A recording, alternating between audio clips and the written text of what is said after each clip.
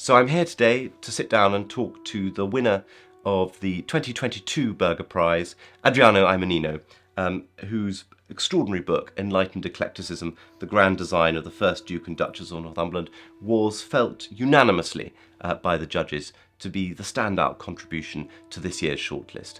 I'm delighted because not only is Dr. Aymonino an extremely eminent historian, architectural historian, intellectual historian, based at Buckingham University, but he also happens to be a good friend of long standing. So I hope we're going to have a wide-ranging and productive conversation about what is really a fantastic book. Thank you, Johnny, and thank you for having me, and thank you to the Berger Prize. This is really a great opportunity. It's an extraordinarily detailed case study of the collecting of two remarkable magnates of the 18th century, Hugh Smithson and his wife, Elizabeth Seymour, then Percy, Duchess of Northumberland. But we felt as a judging panel that it transcended so much of the norms of collecting history, country house studies, and was something that really pushed the boundaries intellectually of the type of work, type of granular archival work that can be done, but also the macro thought and themes and intellectual ambition that was evidenced in collecting in Britain in the 18th century. Can I begin by asking why the Duke and Duchess of Northumberland? Well, it's a long story, and I will try to cut it short. I was working for John Winter, who was the owner of the Trinity Fine Art Gallery, the late John Winter, unfortunately. And he, many years ago, unfortunately, he sent me up to Alnwick Castle, where all the archival documents of the Northumberland family are still preserved. And I was looking for a specific objects, which I couldn't find. So John didn't have actually a good result from that trip, but I did, because I started to put basically all the dots together and understood that actually by looking at the first Duke and Duchess of Northumberland, you could have a very good overview of changes in British taste, patronage, aesthetics of the central decades of the 18th century. So we're talking about this, the chronological range of this book goes from, I would say, 1735 to 1785. So we're talking about the 5 central decades of the 18th century. And step by step, I always wanted to study the Grand Tour. I started, as most Italians, with Italian Renaissance painting. And then I decided to move, to the British Grand Tour, and also the culture of the Republic of Letters of the age of the Enlightenment. So the cultural transfer from Rome and Italy to Britain, and what happens with this in this cultural transfer. So the Northumberlands were, I understood, a perfect case study, because not only because of the scale of their patronage and collecting activities, but also because of the sheer variety of what they did. So in terms of refurbishing houses in completely different styles. So you see basically all the different architectural and trends in interior decoration. So you go from, late Palladianism, late Neo-Palladianism, Rococo, Gothic Revival, Neoclassicism, all anachronistic etiquettes, but we still use them in a way. So by looking at them, I understood that actually this would have been the ideal lens in order to actually have a general overview of what happened in Britain in the 18th century from a very good standing point, if you see what I mean. They're ideal because, not only because of this long chronological span, but also because they had, 4 different interiors with 4 different collections, with a huge display of objects from all over Europe and all over the world. The objects were displayed according to the style chosen and according to the political and cultural functions of the different houses. So in a way, by looking at them, and if you adopt an holistic approach to what they did, you can really go from medal to management of all estates. Yeah. Trying to understand what connects, basically, the medal, the cabinet, the room, the interior decoration, the architecture, the estate, the political position, etc., etc., without any sort of mechanicism. Of course, one needs to be quite, well aware of the limitations of this type of, broader interpretation of cultural factors. But that should be the aim, I think, rather than focusing only on, on a descriptive approach of collections and interiors. And I think that's something that we felt very strongly as judges, that you'd achieved so elegantly, actually, that exactly that from the micro, you were able to trace an incredibly clear, discernible line to the macro, particularly through the Duke's philanthropy, for example. This sense that he buys a Canaletto, but it's so much more than simply buying a Canaletto, that it's something that actually keys into his entire political ambitions. For sure. Yeah. I suppose we ought to begin, after that excellent introduction, we ought to sort of begin with precisely who these people were. It's not as simple as it sounds. They weren't simply a duke and a duchess. They were a complicated family, polyglottal saga. And I think it would be helpful just to begin with the nuts and bolts, as it were. Sure. So it's a very interesting, exactly, case study in that sense as well, because she, Elizabeth Seymour Percy, she descended from two of the most famous and powerful aristocratic families of England, the Seymours, Duke of Somerset, and the Percys, Earls of Northumberland, until the late 17th century, when the line became extinct. So she was originally not destined to inherit title, land, money, and estates because her brother was still alive, right? But then, and so before her brother died, she married Sir Hugh Smithson. For love. For love, absolutely for love. So he was a baronet from Yorkshire. Baronet, but not armigerous. This is not an old family. No, not at all. Actually, the origins of the families are quite humble as well. And of course, this attracted the sneers of the old aristocracy of London at that time, as you can imagine. His grandfather was an haberdasher. So you can imagine the matching of, the names and the titles was quite controversial at that time. But that's exactly the point. And I'll try to make myself clearer. When they married, they were destined to live most of their life in Yorkshire, at Stannick Hall, in the North Riding, right? But then the brother of Elizabeth dies in Turin, and in 1750, I'm not getting into details, otherwise the public will, fall. So, to cut a very long story short, in 1750 they inherit title, land, and estates. They become one of the most powerful couple in Britain. In the next 30 years, the Duchess dies in 1776 and the Duke dies in 1786. So we're talking about from 1750 to 1776 and 86. They become one of the most powerful and richer couple in England. They become earls and then dukes in 1766.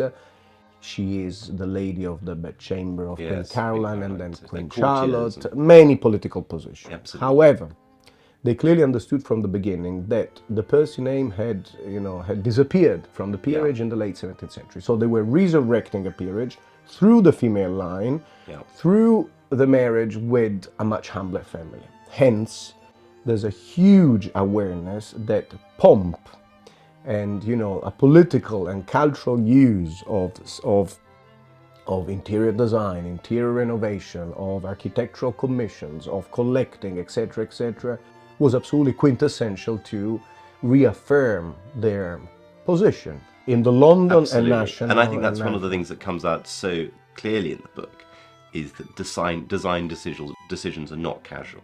At all. That at no point is it simply a question of prevailing taste. There is a kind of strategy at play the whole way through their lives and their cultural lives, particularly, and that is such a kind of fascinating element, and I think something that has been missing perhaps from more recent country house studies and particularly more recent history of collecting. And I'd quite like to kind of now drill down about method, because I think one of the most kind of fresh and exciting aspects of this book is that this is methodologically incredibly unlike most accounts of collecting or of display that have been written, particularly about British houses, British country house studies in the last 25, 30 years, and it's palpable that this has got a much greater intellectual ambition. So perhaps we should start with a provocation. I mean, the title itself is kind of interesting. These two polarities, Enlightenment and Eclecticism. I mean, these are in a sense, disparate and almost opposites. And it's a kind of interesting starting point. And I wonder if you could speak to the title a little bit.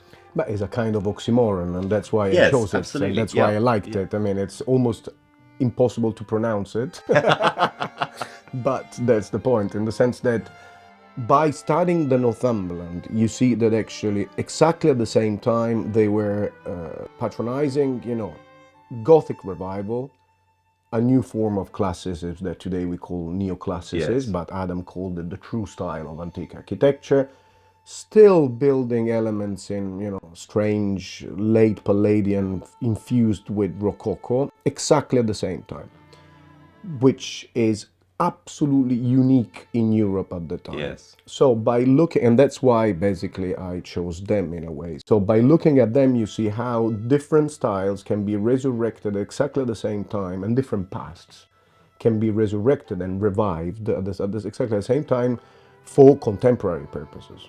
So I realized, not me of course, it's based on previous studies, that actually for the first time in Britain in the central decades of the 18th century, I'm talking about, there's a phenomenon that you start seeing from the 1740s onwards, you have for the first time this juxtaposition of different aesthetics. The Gothic can coexist with the classical, to a certain degree with the Chinese, the Turquerie, etc., etc. So you have a clear juxtaposition of different styles and different aesthetics, which happens before in the garden, because the garden is a sort of like playground, is a laboratory for innovation and for subversion, for citation and for irony. So the English garden is related to the dominant aesthetic as the scherzo is related to a symphony, as it were, right? So in the garden you can experiment. Look at Stowe, look at Starhead, you have of course Gothic, Palladian, etc. associated. Why this in Britain particularly? For several reasons, because it's very complex, but I will try to be as clear as possible. In my opinion, is because of a new conception of history, a new conception of what beauty is, and a new, in a way, approach to the philosophical debate. I will try to make, but also a new position in the world. New position in the world, trade and expansion. Of course, opening up. Empire expansion, and the fact is, there is a sense in which British wealth in the 18th century suddenly breeds new possibilities creatively and culturally. Sure. And of course, the opening up of the spectrum with all these influences from abroad, and trade, which makes everything more commercial as an norm. But history is crucial because, the critical approach, which is typical of Enlightenment thought, right? The past, for the first time actually, is considered something completely different from the present. So the middle of the 18th century really sees the rise of what later on we would call historicism. So, for instance, the classical past of Greece and Rome is not seen anymore as universal and as a standard of moral and aesthetical behavior. It's seen as one of the potential possible pasts, right? As well as the national Gothic medieval British past. Because they are clearly located in the past. They're not universal models, standard models. And within that, you have different Romes. You have Winckelmannian Rome, and you have Piranesian Rome. And Adam particularly, who's someone we're going to get on to talking about, but he is invested in one side of that debate very heavily, and that's a kind of, that adds to that kind of multiplicity and complexity of and the Gothic again, and the Gothic, definitely. Carter's Gothic or Batty Langley's Gothic or Walpole's Gothic. So in my opinion is this, you see, exactly. So different pasts now can be revived for different purposes in the present. So the Duke is very much attached to the classical past, the past of the Republic of Letters, of a new self-made man, right, who has been on his grand tour, who can actually has a very good antiquarian knowledge of especially the Roman past, etc., etc. The Duchess, because of her ancestry and because of her obsession with pomp and And splendor is very much attached to, let's call it, Northern European British medieval past. And these two, you see, these two aspects, which very often are seen as in contradictions, they're just two sides of the same coin, of a new historicistic approach, antiquarian approach to the past, which actually sees the past as the past, not as the present anymore. But I think for the Duchess, the Duchess is obviously one of the revelations of the book. I mean, I think we were all completely riveted by your reconstruction of her museum, this extraordinary suite of rooms at Northumberland House, which this amazing cabinet with this catalogue. I mean, she's a sort of, she's a curator monque. She produces this extraordinary handwritten catalogue. She has a curator. She collects in such a diverse field. But her conception of history, like Walpole's, I mean, one is kind of the sort of shadow figure in this book is Horace Walpole the whole way through. I mean, we know he's very rude about the Duchess, but he's the junketing Duchess, as he calls it. But he's the arbiter of elegance. But he's the arbiter of elegance, and actually, in a way, there's this sort of fascinating shadow boxing the whole way through. And actually, the Duchess produces a more extraordinary collection than is at Strawberry Hill because of her finance, etc. Sure. But one gets a very great sense that her history, or her conception of history, is a personal one. That what she's interested in is her Percy forebears, where they intersect with British history. That seems to be a kind of driving force. Is that fair? For sure, absolutely. Likewise, many other, old families who basically in the middle of the 18th century, because of the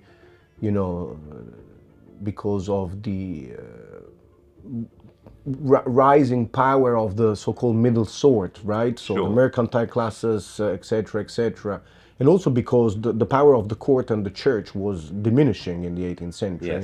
They felt compelled to, show their long ancestry in a more explicit way. So the Duchess is the ultimate example of this. Absolutely. And I think there's a sort of fragility in the fragility in the aristocracy, particularly those families that are ending.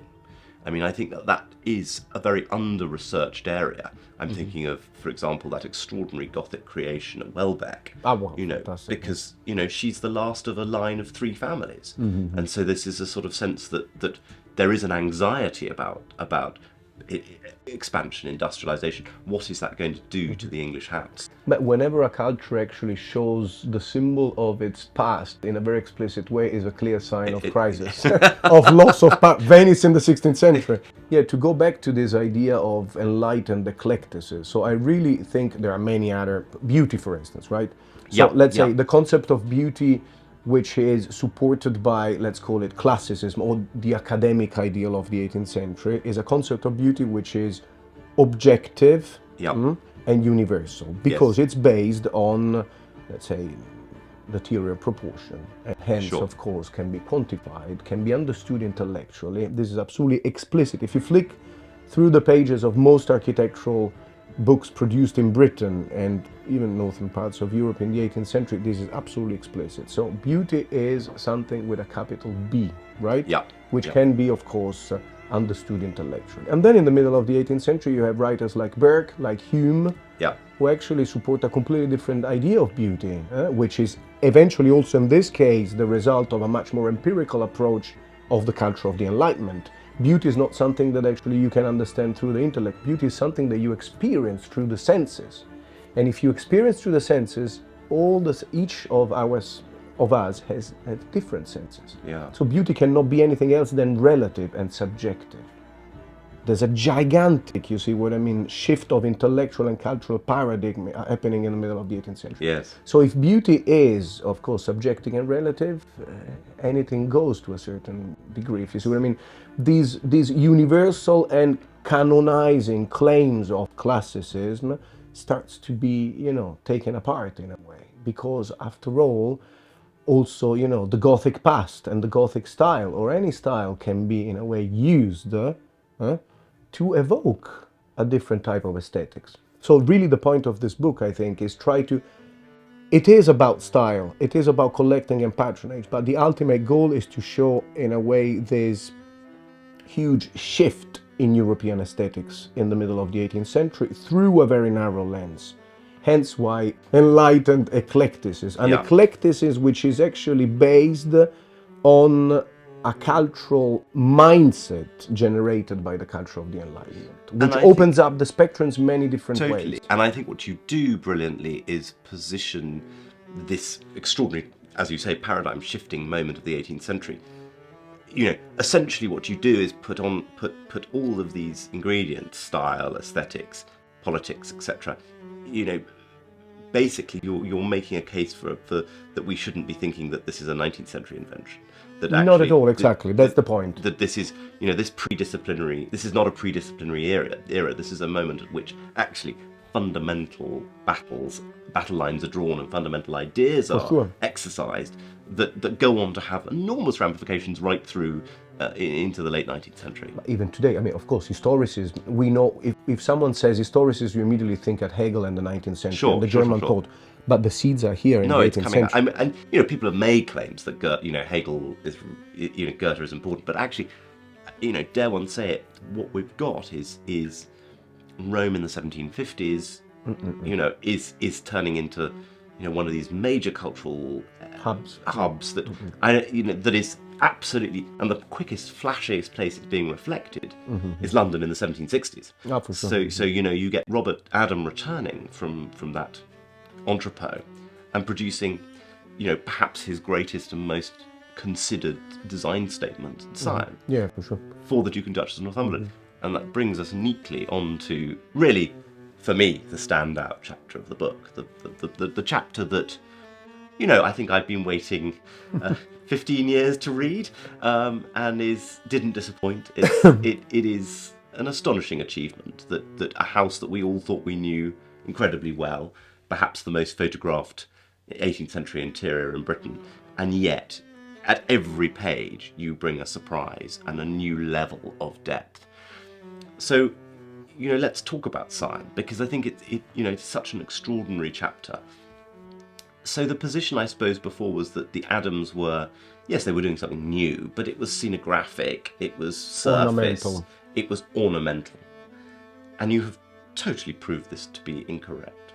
So perhaps we could, you could sort of flesh out what your extraordinary revelation is, really. So yes, you're right, actually. Scion is certainly, in my opinion at least, is probably really where my heart was. In writing this book is at the center of the book in a way, because what I try to do is to approach the house from a cultural perspective rather than, I would say that coming from a continental formation and mindset, I think that the British interior is very often approached by architectural historians, by furniture historians, by painting historians, by sculpture historians, so is approached in this country very often from the point of view of the specialist. Yes. And the lens is very narrow.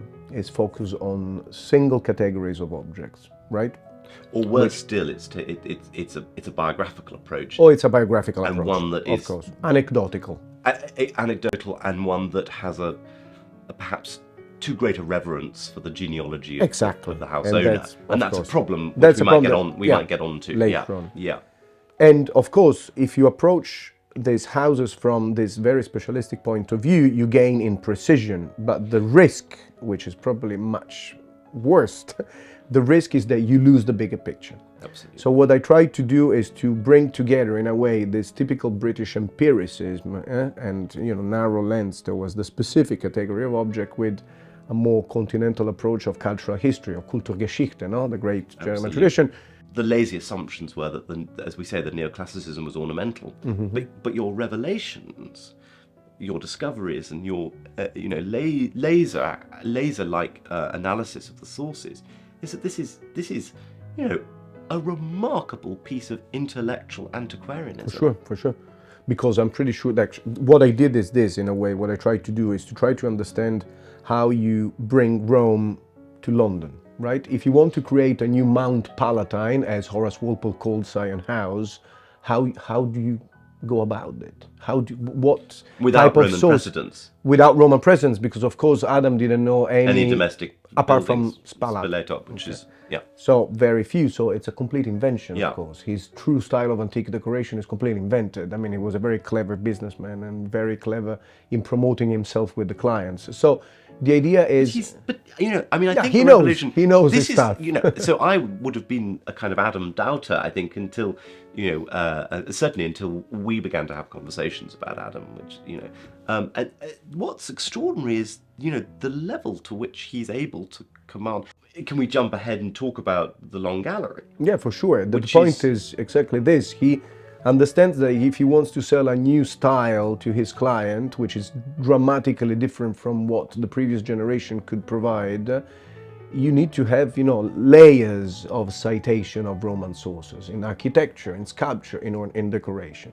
And of course, how do you do that? You actually rely on written, printed sources, illustrated, on drawings, etc., etc. So Adam, as you know very well, in Rome assembles this huge paper museum of, you know, antiquarian publications, of prints, of drawings that then he brings back to London and he shows to his clients. So most of what he does is to play with his clients. All his clients had been to Rome. They knew very well how all these antiquities had been used in Roman villas from the 16th century onwards. How to integrate reliefs with sculpture, with architecture, and also how to quote from, you know, gems, intaglios, coins, etc., etc., through the medium of illustrated antiquarian publications. Not surprisingly, most of the houses, and I'm getting to the Long Gallery, most of the Adam houses, most of the 18th century houses in Britain have a library, which very often contains these antiquarian sources on which, you know, the compositional logic of the architecture and the interior is based, so that you could literally take the books from the shelves and open them and discuss. Is from a semantic point of view, without using this, you know, necessary word, it's a code. It's literally a code that can be, you know, and has a kinetic quality. You can, for sure. One can imagine people opening Quattro Libri and pointing out, you know, details. And we get that in letters. We get that sense that this was a very enmeshed cultural activity, that people were conscious of it. For sure. The most important thing that I realized, and that was really a bingo moment, I think, is that as in most British country houses of the 18th century, and as in many Russian, Danish, Polish, Italian, because it goes back to Italy as well. Yes. Interiors, they used the printed publications that had been produced in the late 17th century by Giovanni Pietro Bellori and his faithful engraver, who was also an antiquarian, Pietro Santibartolo. This series of publications are really the key to understand, in a way, 18th century interiors in general, classical interiors in general, because they provided the visual sources on which the ornament could be, in a way, displayed. Not only, Bellori introduced, of course, captions under each engraving, where actually he interprets the subject of the composition. So if you could use them in a purely ornamental way, purely decorative, and at Sion is beautiful because, of course, it shows complexity and contradictions. Some rooms have this display of grisaille, of plaster roundels, of you name it, all the apparatus, decorative apparatus, which is purely decorative. In other rooms, you have iconographical consistency. So we have Bacchus and Ceres lots in the dining room. In a dining room. But we have that you know, perhaps the most remarkable and most unexpected interior in 18th century Britain, the anteroom, which, you know, with these amazing gilded plaster sculptures. I mean, this on is green columns. On green columns. I mean, with this Over the scallion top. floor. I mean, it's sort of riot, really, and that prepares you in a sense. Well, it's the colour after the monochrome of the hall. Of the hall, exactly, is this contrast. It's this amazing contrast. Is the wow effect, which brings us, if you, as it were, well, if you don't mind, to the more theoretical consideration that we were discussing before. Yes. Adam's architecture, in my opinion, is not an architecture that is based on proportional consistency. You don't appreciate Adam interiors because the proportions are played out in a consistent way. It's an architecture that you experience through the senses. So you move from one room to the other and color changes, the order changes, the elevation, everything changes, and also the citation of Roman architectural model changes. So the whole is, a Roman basilica. The anteroom vestibule is the Arch of Constantine. And then you move to the dining room, you have another basilica, and then you reach what is probably the most interesting room at Sion House, the Long Gallery. This long gallery, which also was the library. So all the books of the first Duke were in the Long Gallery. And the Long Gallery was devised, apparently on the suggestions of Horace Walpole, as a Roman columbarium. So as a Roman tomb. So you see, the state rooms at Sion's, they are circular, they are like a sort of garlands of citations of different Roman architectural typologies.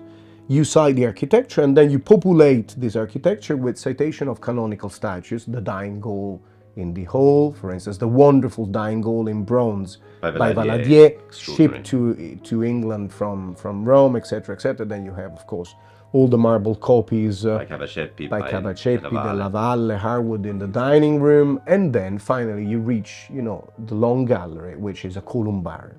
But what's extraordinary is we'd known this pithy letter, this remark by Walpole that it is the Duke has created a columbarium. We know that, but no one had ever actually taken it to its logical conclusion. And it is, it's in the book that you make this extraordinary revelation that the plaster roundels are from they're from Bartoli and Bellori and from Lisapolpi Romani. They are actual reliefs from Roman funerary tombs.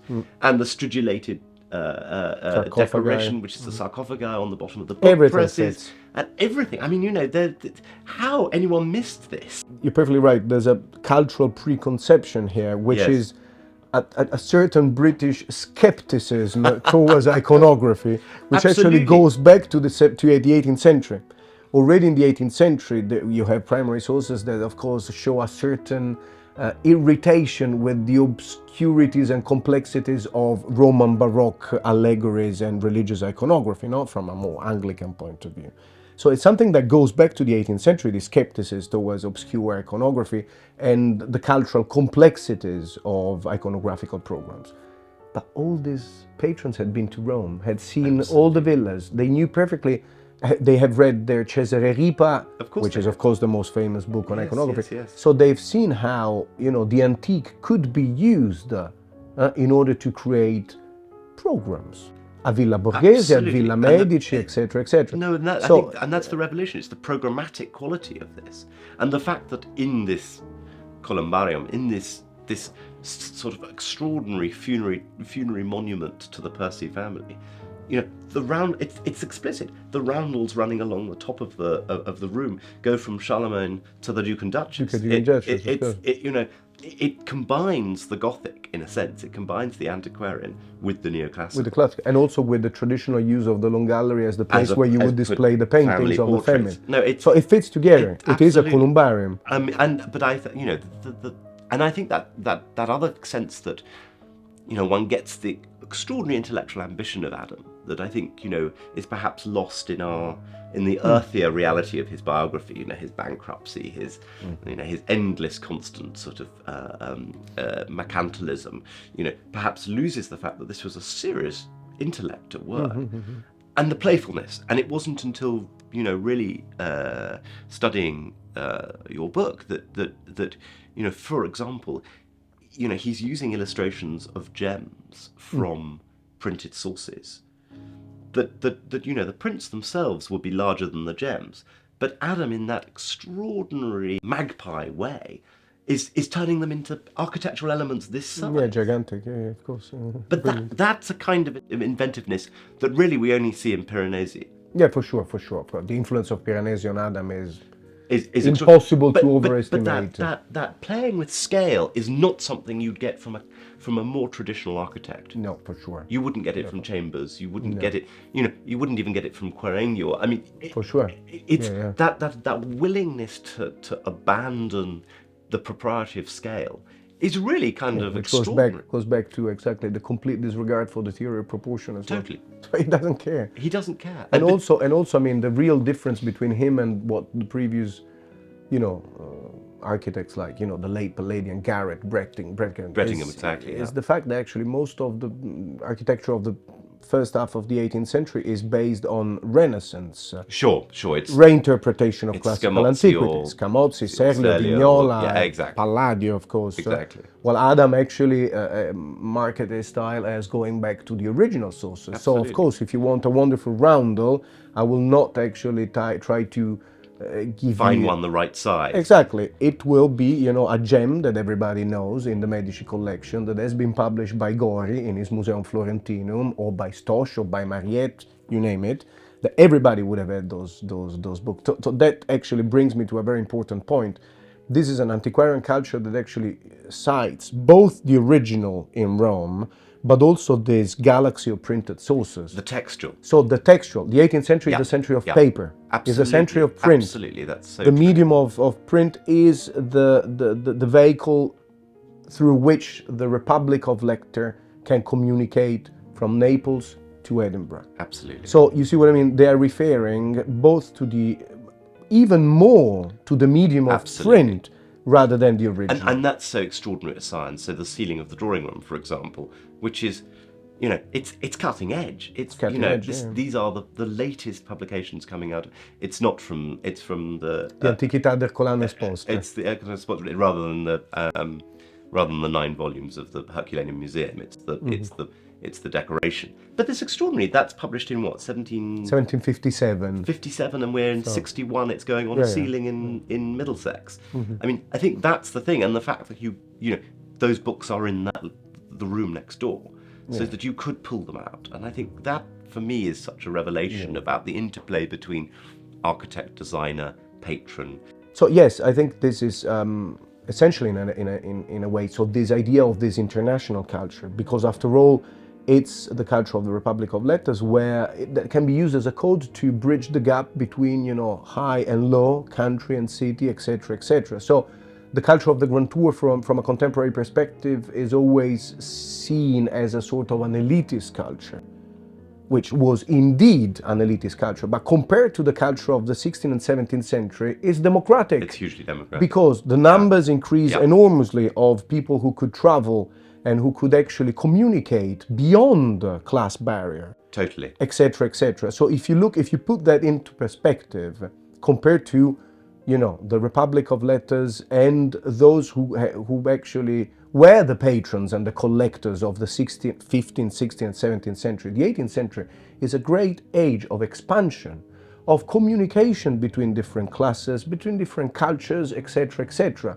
So it is really the century where antiquarianism and the culture of classical studies, both visual and written, allows for a minimum common denominator that can be shared by of course it's still a male-dominated society. I think what your book has done and does so eloquently is raise a lot of questions, and a lot where we haven't necessarily done the work or got the answer. And one of those is whose Grand Tour. We've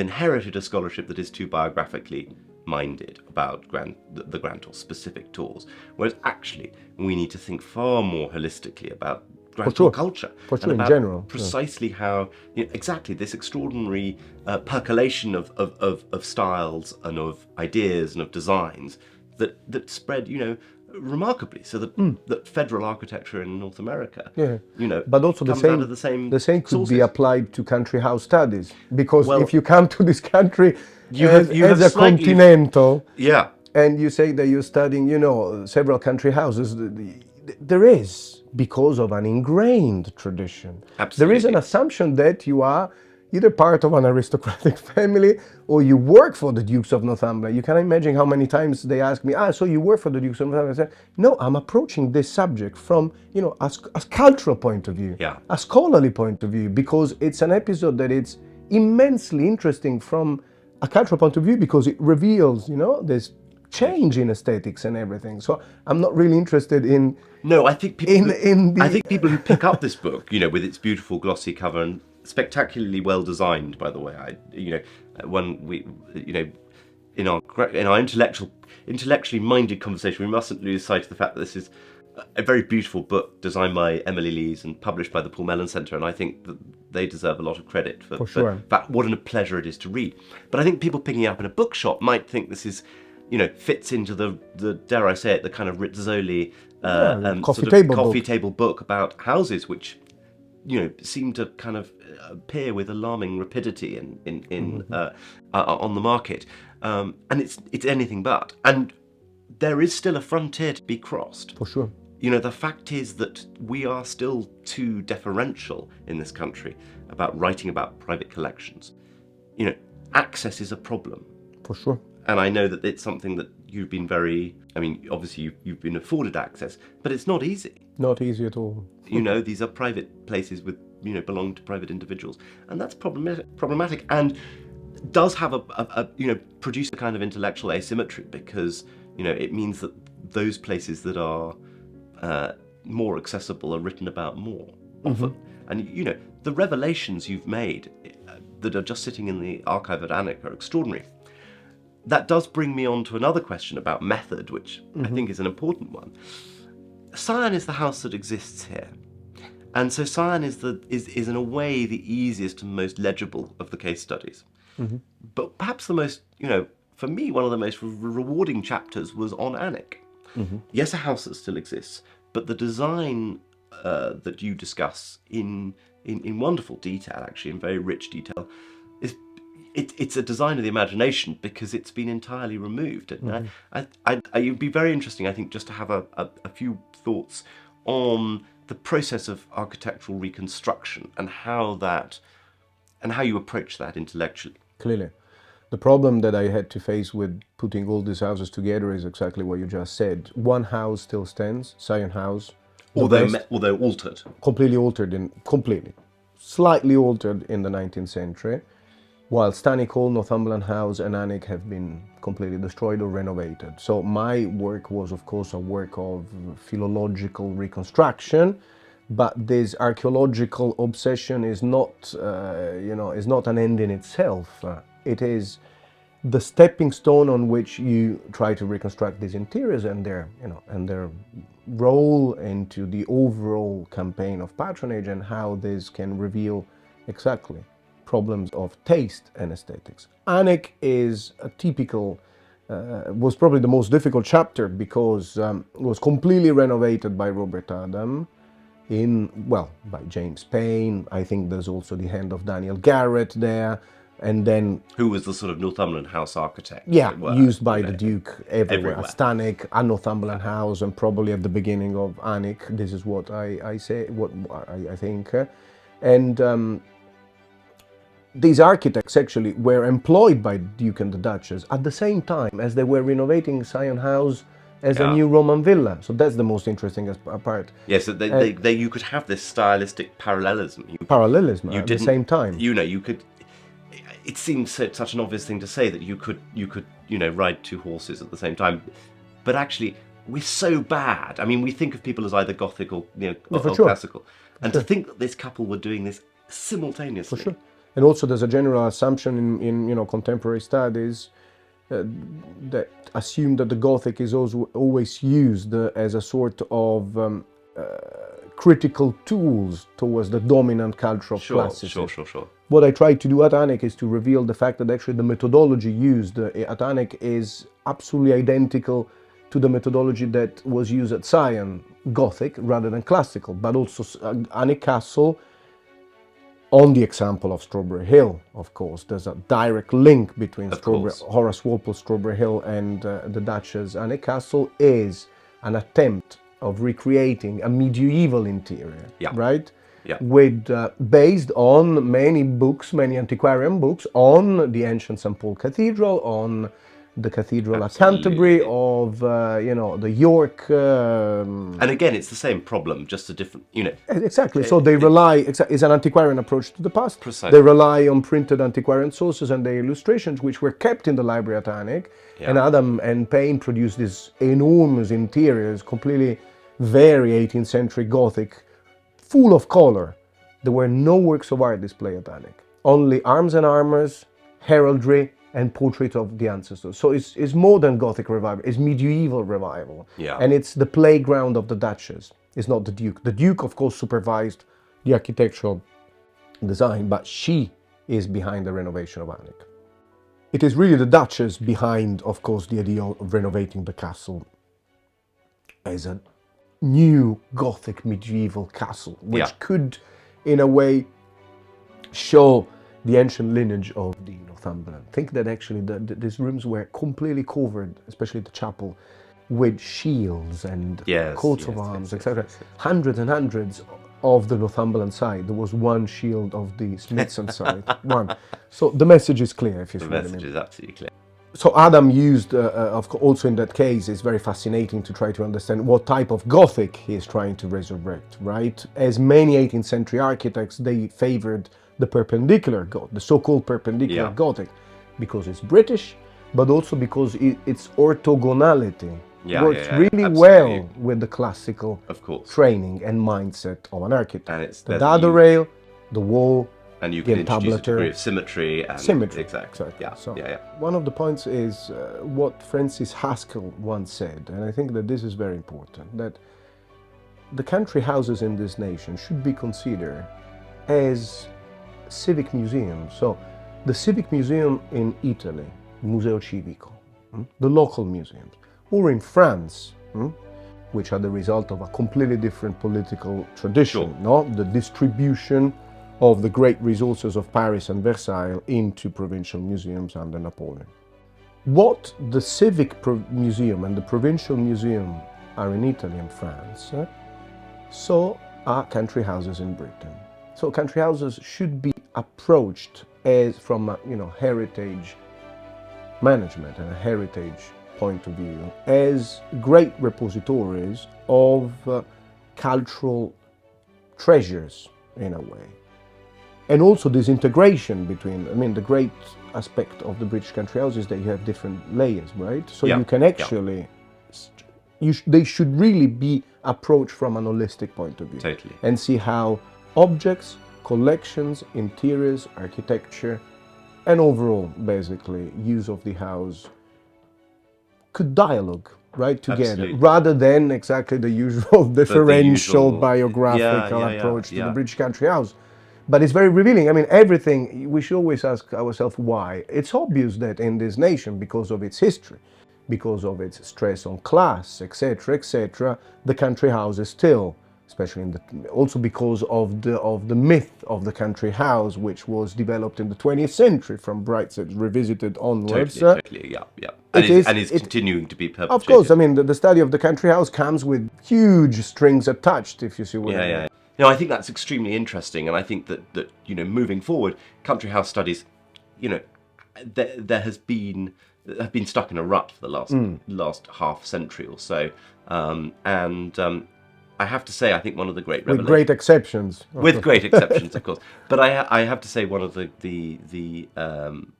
great revelations of this book, and I think one of the reasons that it is such a refreshing, is that it does feel like a forensic examination, but coming from a completely different angle. You're Italian trained, you come from a continental intellectual background, and that is incredibly evident that this is not someone who's really approaching this domestically or from a British point of view. And I think that's so refreshing, and makes this really very important. I have to say, I think we were all, as judges, unanimous. Makes this an incredibly important book for those, not just those of us who work on the 18th century, but more broadly for people who write about British art and culture. And I hope that the conversation we've just been having shows the really refreshing and extraordinary thought that's gone into this book. So thank you so much. In the ethos of the Republic of Letters. Absolutely, exactly. Thank you so much. Thank you, Johnny. Thank you so much for having me.